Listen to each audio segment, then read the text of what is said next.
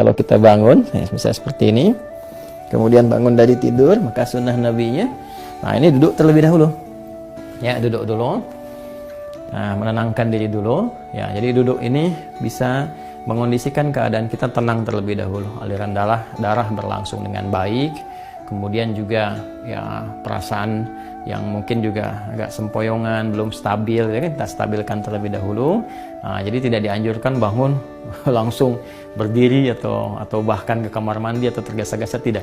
Kita mengambil keseimbangan diri dulu, biarkan darah mengalir dengan nyaman, nafas teratur, duduk terlebih dahulu.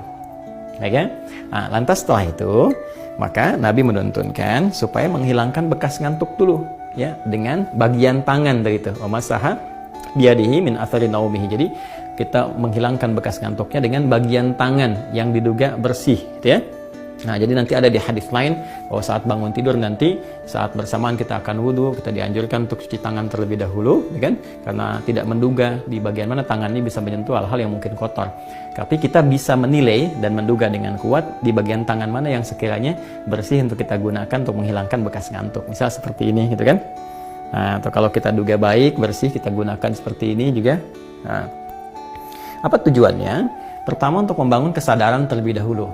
Ya, sebelum kita berdoa atau sebelum membacakan ayat-ayat atau kalimat thayyibah, supaya doa yang dibacakan, ayat-ayat Quran yang dibacakan, kemudian nilai-nilai spiritual yang dimohonkan kepada Allah itu tersambungkan dengan khusyuk.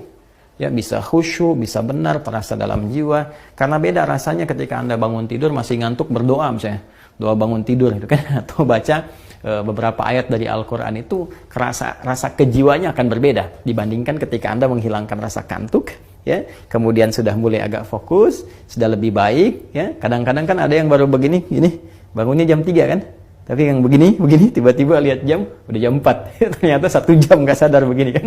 Nah, karena itu tidak dalam jeda yang lama, nggak pakai lama, jadi duduk, kemudian hilangkan bekas ngantuknya, seperti ini, ya, bisa demikian. Setelah kita duga cukup baik, kita hilangkan bekas ngantuk, maka di Sunan Abu Dawud tadi menunjukkan kepada kita membaca 10 ayat penutup di surah Ali Imran.